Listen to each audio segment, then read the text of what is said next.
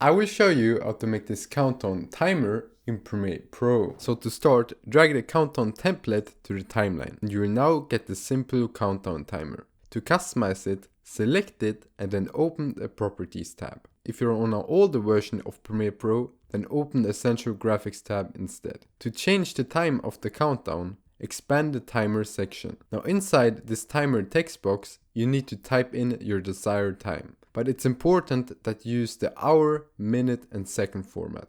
So for example, if you want a 24-hour timer with 10 minutes and 7 seconds, you type in 24:10:07 and your timer will then start at your set time. And you can of course change the font of the timer and the font size as well. And you can even change the position if needed. You're also able to change the alignment of the timer. So if you want center or right alignment instead. There is also an option to hide hours when they are 0. To demonstrate this, I will change the time to 1 hour and 2 seconds. So without this option enabled, the hours will just show 0. But if you enable the hide hours option, the hours will automatically be hidden once they are 0, which can be an extremely useful feature for many people. And you can even enable milliseconds if you want that. Under the text design tab, you can customize the timer even further. You can change the text color as well as add a stroke and change the color of it. There's also a slider for the text tracking